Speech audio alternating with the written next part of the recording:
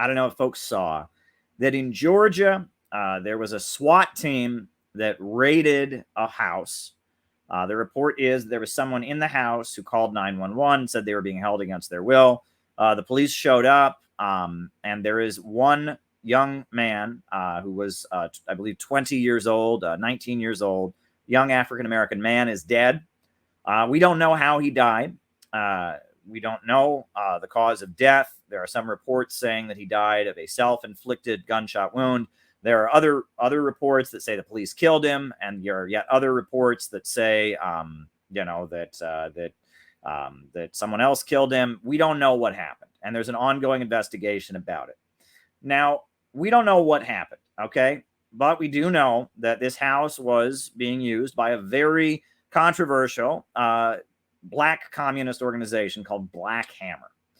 And, we don't know what happened in this house. We don't know what happened in this house. Let me repeat that. We don't know what happened in the house. A dead body was found in the house. We don't know if the person shot themselves. We don't know if they were killed by the police. We don't know we don't know what happened. Okay? But I really want to emphasize something because, look, I am not a fan of Black Hammer. I mean, I gave them a couple sentences. I attacked them in my BreadTube book. Some of the stuff that they do is not good. And that doesn't fucking matter. Doesn't matter, right? Look, I'm not going to, it wouldn't be appropriate for me to go over everything that they've ever done. But they're a group. They're a black nationalist communist organization. And they have offended a lot of people. And they've done a lot of things over the years that people don't like. And that does not matter. It doesn't matter. That doesn't matter. I don't care. Folks, being an asshole is not a crime in the United States of America. You can be an asshole. And many people would look at some of the things that they've done and not approve. And I am one of those people. I criticize them in my BreadTube book. They attacked me once on Twitter and I blocked them. None of that matters. What matters is that the leader of their organization is currently in police custody, facing heavy charges. It may be that they end up trying to pin the death of this man on the organization. What matters is that now that, that these people, that this person has been arrested and charged with crimes, that there is a huge campaign on the internet among communists to say they deserve it. And that is not the correct attitude to have. It's not the correct attitude to have. Because if they come for them in the morning, they come for us at night. If they come for one of us, they come for all of us. And again, if this is government repression and targeting of this organization, I'm sure it's not because of the offensive stuff they've said on the internet. If this is a case of government heavy-handed repression of a group, it probably has more to do with the fact that they support Russia and that they protested outside of CNN's offices waving the Russian flag. It probably has to do with the fact that they're sympathetic to DPRK and that they're sympathetic to anti-imperialist and socialist states.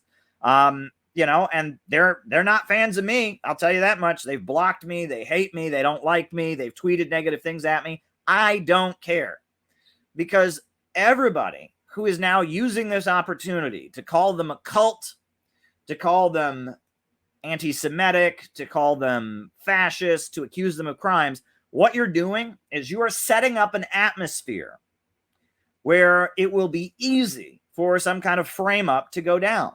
Look, folks, David Koresh, do you folks know about Waco? There was a very famous incident, Waco, Texas, back in, 1993, 1992. There was this minister, David Koresh. He was an awful guy, right? He was, not a good dude. But the U.S. government used the fact that David Koresh was not a good dude to firebomb the place and kill all these people. Children were burned alive. And yeah, David Koresh was not a good dude. He was a bit of a sexual predator. He was an egotistical narcissist. But that didn't justify firebombing the compound and killing everybody. And this is what the government does when they are trying to go after somebody. They set up a campaign that says, oh, they probably deserved it. They probably deserved it. They're no good. You don't know what happened in that house. Unless you were in that house, you don't know what happened in the house. I don't know what happened in the House. The facts will surface, evidence will come, and we'll know what happened in the House. But what they've said over the years, offensive positions they've taken, have absolutely nothing to do with this case. All right, what do you think of Sukarno in Indonesia? All right, writing it down. Thank you for the super chat. Keep the super chats rolling in. I got to talk about something in the second half of the program. But it has absolutely nothing to do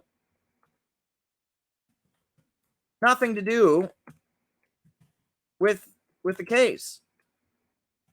Nothing to do with it. Absolutely nothing to do with the case. We don't know. We don't know what happened. And that the language that they have used against them is part of the cancel culture. I'll be real. I don't like them because of some of the things that they've said about me. I don't like them because of some of the things that they've said about I don't like some of the things that they've said about different groups, etc., different historical figures. But that's not the thrust of what we're hearing on the internet, right? Okay.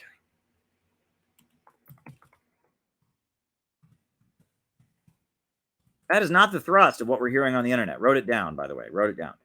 What we're hearing on the internet is that they are a quote-unquote cult.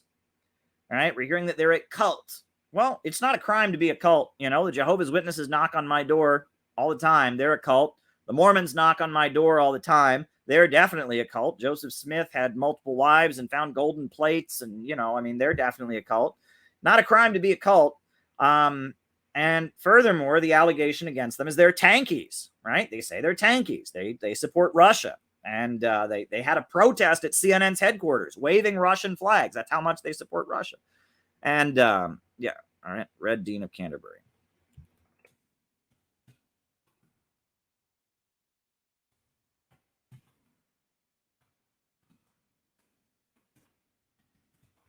None of that is a crime. But if you listen to the Radlibs, you listen to Vosh, you listen to Thought Slime, you listen to Sophie from Mars, you listen to people like that, they think that they deserve to die for that. That's what they think. They think I deserve to die for the positions I've taken. They've called Center for Political Innovation a cult. And they think that they say that anybody who supports North Korea or supports Cuba or supports Iran or supports Russia, they say that you're the equivalent of a Nazi and you deserve to die. That is why they want to see this group prosecuted. They weren't in the House. They don't know what happened, right? Now, is it possible that this group, did something bad? Of course it's possible, but they're innocent until proven guilty. And their political positions have absolutely nothing to do with this issue, right? And let me remind you all, they have been really hateful towards me. They have been really nasty toward me, and I don't care because I understand how this works. I've been widely attacked. If you watch one of these hate videos they made about me, they quoted me as saying, "I will never disavow anti-imperialists." And they quoted me as saying that, and they said, that's clearly a dog whistle to Nazis. That's a way to signal to Nazis that he's okay with Nazis. Well, actually, that's a statement of principle. When the U.S. government points missiles at North Korea, I'm on North Korea's side. When the U.S. government wants to execute Mumia Abu Jamal, a black freedom fighter, I'm on Mumia's side. When Waco, Texas, when they were threatening and ultimately firebombed this whole compound of Christians in Texas because they said the leader was in a cult, doesn't matter. I was on David Koresh's side. And, when the U.S. imperialists point their guns at Iran, when they point their guns at Venezuela, when the police murder an innocent black man, I am for the oppressed. I'm for the oppressed, not the oppressors. I'm against the U.S. imperialists and their state. And so when I see them grab a group of black revolutionaries and accuse them of a crime, I'm going to be suspicious. And I'm not going to join a smear campaign on the internet that says, oh, well, they disagree with me. They disagree with me, so, you know what I mean? They disagree with me, so they deserve it. I'm not going to do that. I'm not going to do it.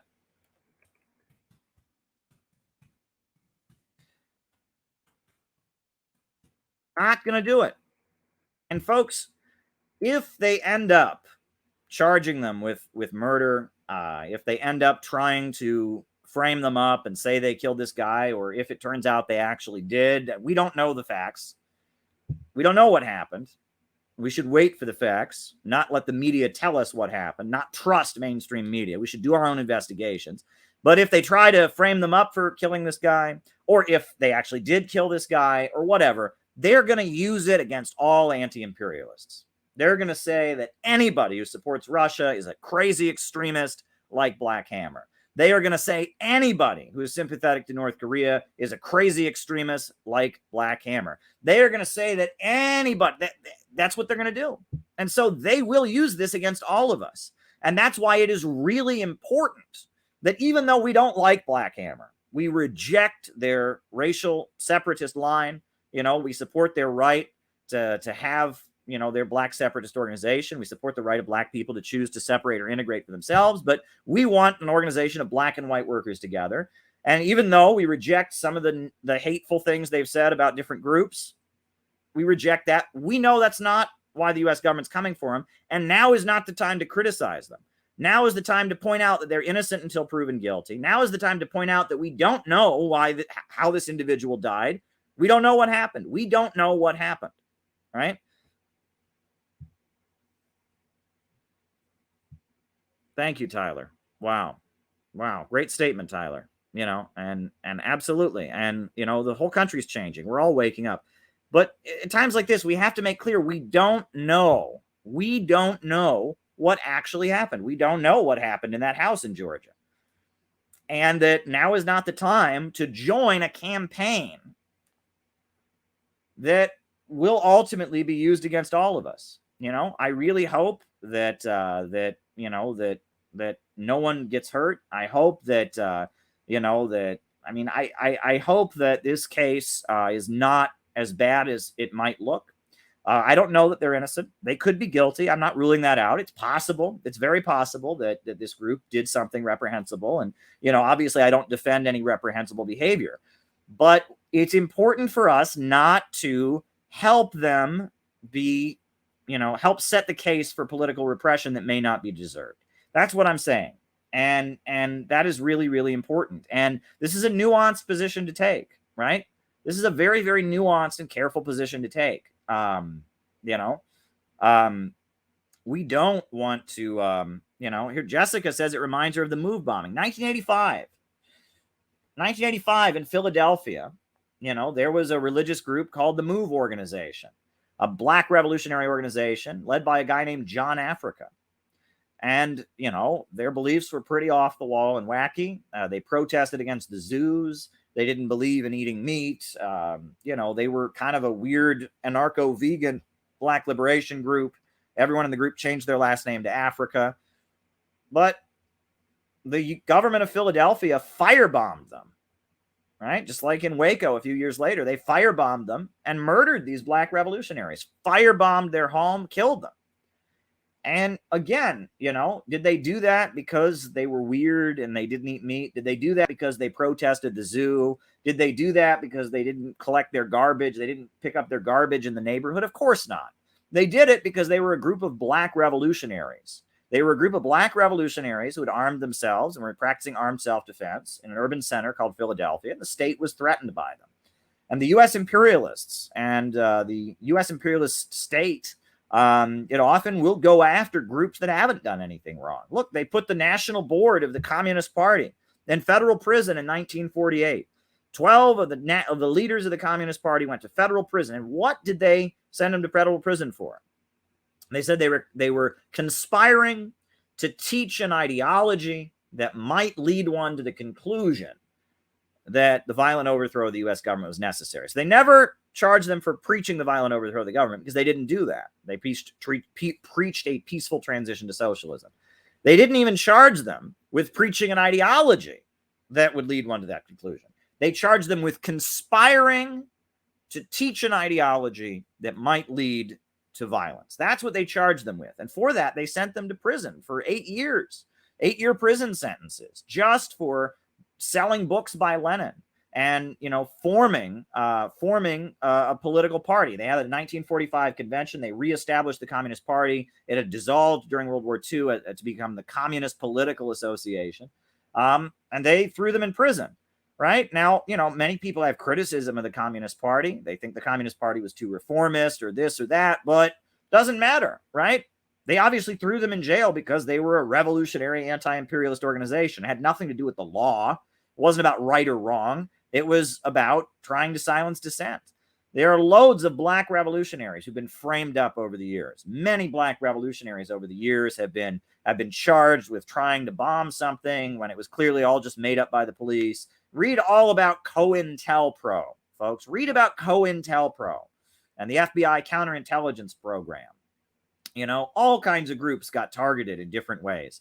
The LaRouche organization, when they were the National Caucus of Labor Committees, the police raided one of their homes and claimed they were making a bomb underneath the refrigerator. And they didn't have any evidence, and it all got thrown out of court. But that was back in the early 70s, and they spent a lot of money trying to get their members out of jail. And Noam Chomsky sent them a donation, and they ultimately beat the charge and proved they hadn't been making a bomb. But that was what they did. This is how police agencies target revolutionary activists.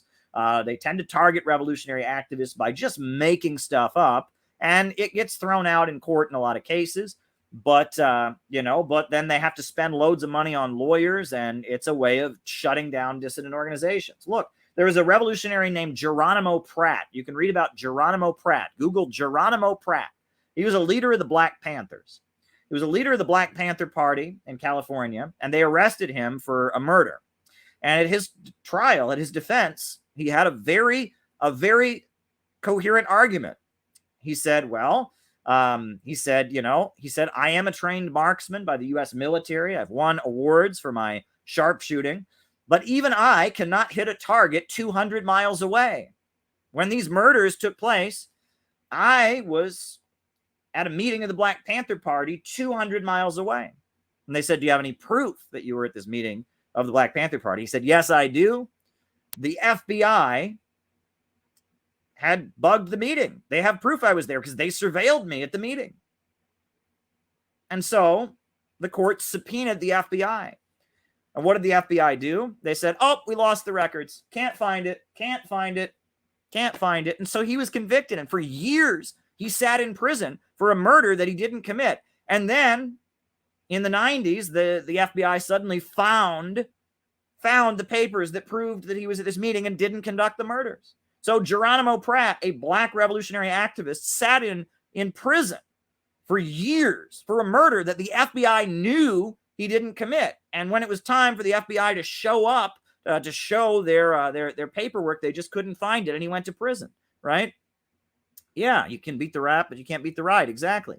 And that they do this, right? We don't know what happened. Some of the reports I've seen say this guy shot himself. They say that he was having some kind of psychotic episode, and he made a disturbing phone call, and then when the police got here, he was dead because he shot himself. Maybe that's what happened. We don't know, right? We haven't seen the coroner reports, but we do know that they have imprisoned the leader of this group, and we need to look at this in perspective. We need to not be thinking about our own egos. We need to not be having a political debate about all of the awful things this group has said, because they have said awful things, and I have been one of the first to criticize them, and they hate patriotic socialism. I'll tell you that. They hate the flag. They hate patriotic socialism. They are not friends of the CPI, right? And I criticize them in my BreadTube book. We are not supporters of their political line, but that doesn't matter, because our attitude in this movement needs to be, if they come for one of us, they come for all of us. They come for one of us, they have to deal with all of us. That needs to be our attitude. Same applies to Alex Saab. The same applies to Mumia Abu-Jamal. The same applies to any revolutionary force, right? Is that we need to be not supporting the government and trying to silence them and lock them up, right? That is our responsibility as revolutionaries in situations like this. We can't trust the U.S. government and the state. And the fact that there is so much of a hate campaign against them on the internet right now indicates to me that there is some foul play. Look, we know how much they've lied about me on the internet, right? I'm completely different than Black Hammer, right? They're black nationalists. I am, a white dude building a patriotic socialist think tank. But they have smeared me with the exact same hits. They've called CPI a cult, which is ridiculous. They have done all kinds of nasty, hateful things. We've had to have security at our meetings because they send people with weapons to try and attack us. And why are they doing that? Why are they doing that to our group? Why have we been targeted by these bread tubers? Why are there big, long 2-hour films about us, demonizing us and saying things that are just utter bullshit about us and just straight up lying about us? Why is that the case? Why have they gone out of their way to slander our name everywhere? Because they want to set the stage for doing the same thing to our organization, right? That's what they want to do. Ultimately, they want to do the same thing to us. They would like to have a situation where they could throw us in prison and no one comes to our defense, where, oh, everyone knows, everyone thinks they're an expert about us. Oh, I watched the documentary, they're bad. And so then no one opposes it. That's what they're trying to do. That's what these internet smear campaigns are about. It's about trying to shut down dissent. That's what BreadTube is about. So many young people are getting interested in communism and socialism now. So it's about cultivating those young people to support government repression. Right? BreadTube is telling everyone to cooperate with the FBI against QAnon people. And I would never do that. Right? If there was somebody in my family who was part of QAnon, I would not turn them in. Right? It's not a crime to believe in conspiracy theories. Right? And that's what Vosh is telling people to do. Turn in their relatives. Right? Cooperate with the FBI. Right? This is disturbing stuff. Right? The deep state are not our friends. The FBI is not our friends. The CIA are not our friends. And that when they're coming after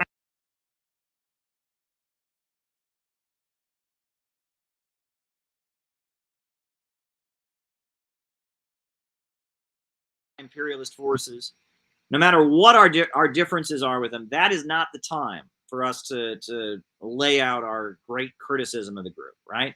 And that's what I really want people to understand about this Black Hammer situation. That's what I really want people to hear.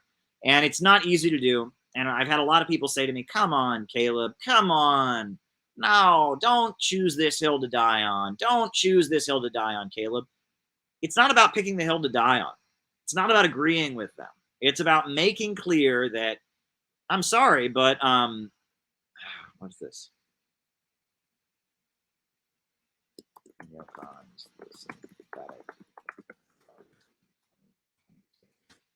Look, it's not about at the end of the day, it is not about what, when people are getting shot, when SWAT teams are storming into people's buildings, that's not internet debate anymore. All right, when the FBI is knocking on people's doors, when people are getting dragged before congressional committees, when people are getting big prison sentences, when people are getting killed in their homes like Fred Hampton was, that's not internet debate. That's real life, my friends. And real life is not an internet debate. You don't gain anything in real life by owning somebody. Right? That doesn't help our movement in any way. If you own somebody, you expose them. I debated them, bro. I exposed their political line. Look how smart I am. You don't, in real life circumstances where SWAT teams are raiding people's homes, where the FBI is knocking on people's doors, where people are going to jail, where, Fred Hampton gets gunned down in his apartment with 200 bullets, where Waco, the compound, gets firebombed, where the MOVE organization get firebombed and John Africa gets burned alive. Yeah,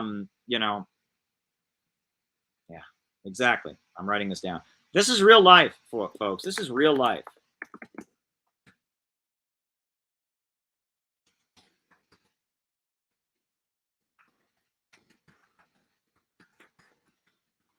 And in real life, our movement suffers.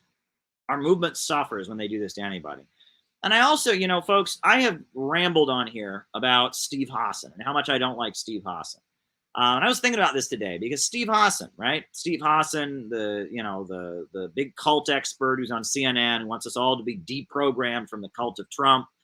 Steve Hassan, who did hit pieces on the MOVE organization. Recently he's interviewed ex-members of the MOVE organization. He's trying to accuse them of being a cult. He's gone after Trotskyist groups in Britain that are critical of U.S. support for Israel and UK support for Israel. You know, and, you know, Steve Hassan, he's this big cult expert. He's exposing cult mind control. He's going to expose, he talks like this: I'm going to expose cult mind control and brainwashing. You know, I've got a cult that I want Steve Hassan to check out. You know, I know about this crazy, extreme mind control cult.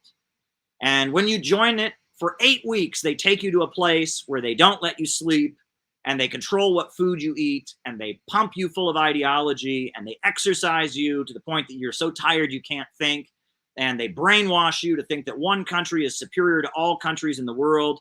And then after you've been brainwashed by this evil cult, they send you to other countries where you kill people and you murder people and you shoot them down. And you know what? This evil cult that has hundreds of thousands of members who get brainwashed, for 8 weeks in their sleep deprivation facilities and pumped full of ideology before being sent around the world to engage in terrorism and violence and murder people. This cult is called the U.S. military. When is Steve Hassan going to do a great expose about the U.S. military and their brain control, brainwashing, you know, operations? I'm waiting for his big expose of all the cult mind control of the U.S. military. When is he going to do that? When is he going to expose what goes on in military boot camps? When is he going to expose the supremacist ideology that says America is the greatest country in the world and it was okay to invade Iraq even though they didn't have weapons of mass destruction and gun down and kill hundreds of thousands of Iraqis? When is Steve Hassan going to expose that cult? Oh, here's another one. Here's a cult that people join. They join this group. And they take them up into the mountains of Utah and Idaho, and they work on them for 6 months.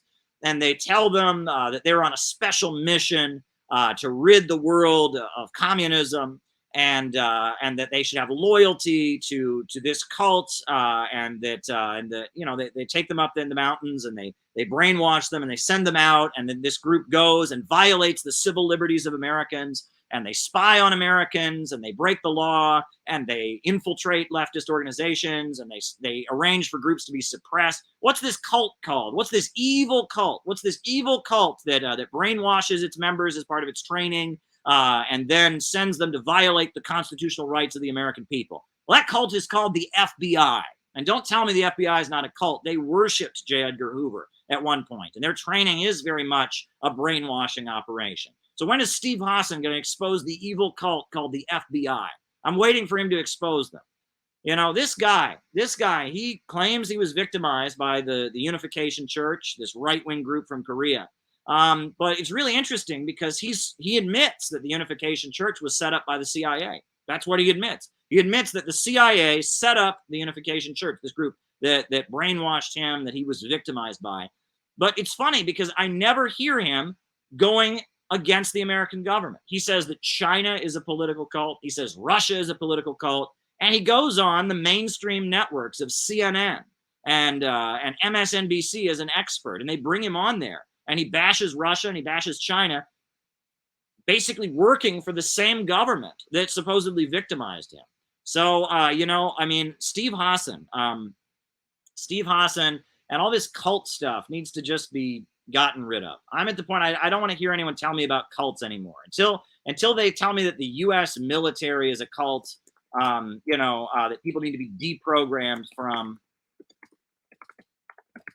Until they tell me that, I'm not interested in hearing any of this cult stuff. And you know, it's not a crime to be a cult, right? I mean, America is cult land. If there's ever been a country in American history that has had cults, if there's ever been a country in world history that has cults in it, it's America. I mean, the Pilgrims who came over here, the Shakers and the Quakers and the Seventh-day Adventists and the Mormons and the Jehovah's Witnesses. Cults are about as American as apple pie, right? I mean, America should have the word cult in its name. It should be United States of cults, right? We love cults over here. I mean, we got more cults over here. Cults grow on trees over here, right? I mean, it's like there's practically no wing of this country you don't have some crazy religious group with some wacky beliefs doing something. So the idea, they're saying that this group Black Hammer, you know, that they had some off the wall beliefs. They said a lot of offensive things. I don't care. I'm sorry. That doesn't justify them being killed. That doesn't prove that they did anything wrong in this situation. And I want us to remember Who is the main danger to America's working families? It's Wall Street, it's London, it's the FBI, it's the CIA, it's the Pentagon. That is the enemy of the American working class. That's the enemy of the American working class. That's who the enemy of the American working class is. And I am not going to team up with them. The biggest mass murderers in the world, the biggest terrorists in the world. I'm not going to team up with them to bring down some group just because they've said a lot of offensive things about me, about some other people. Not going to do it, right? I'm not going to help them set the stage for what could be a frame up, right? It's possible. We don't know. We don't know what happened. The facts will surface, right? I'm not saying everyone has to go out and defend them because I don't know the facts of the case. It's possible they did something wrong, but I don't know. I'm just warning people not to do our enemies' work. Don't do our enemies' work for them. Make them pay somebody to do it. Don't do it for them for free, right? The state will always come down on black liberation leaders. Absolutely. Malcolm X, MLK, Huey Newton. You got that right. I'm writing it down. State will always come down on black liberation leaders. And what did they say after Fred Hampton was killed? What did they call it? What did they call it when Fred Hampton was killed? They called it a vicious panther attack. A vicious panther attack is what they called it. The mainstream media lied after they murdered Fred Hampton, and they said it was a vicious panther attack. Vicious panther attack, and that was a lie, right? But they used it to go after him. Fred Hampton supported North Korea. Fred Hampton supported the Soviet Union. Fred Hampton supported China. Vaush, if Fred Hampton were alive today, Vaush would cheer for his murder. That's what Vaush would do. BreadTube would be the first people wanting the Black Panthers to be lined up and shot because BreadTube hates anyone who's anti-imperialist. There would be smear pieces about Fred Hampton all over YouTube if he was alive today. And you know that. You absolutely know that. So we need to be very, very clear about these things, right? That the main danger to humanity is U.S. imperialism, Wall Street, and London. The main threat to American working families is the decaying capitalist system in the United States and the imperialist low-wage police state that's propping it up. We need to be absolutely clear about these things. And I guess I'm repeating myself, but I can't say it enough times because it frustrates me to see this because, this is how we lose, right? This is how we lose, right? In the atmosphere that we've got on Twitter where everyone's bashing everybody else. Oh, you made one mistake. Oh, you said one thing I don't agree with. Oh, well, screw you. That attitude sets the stage for police repression.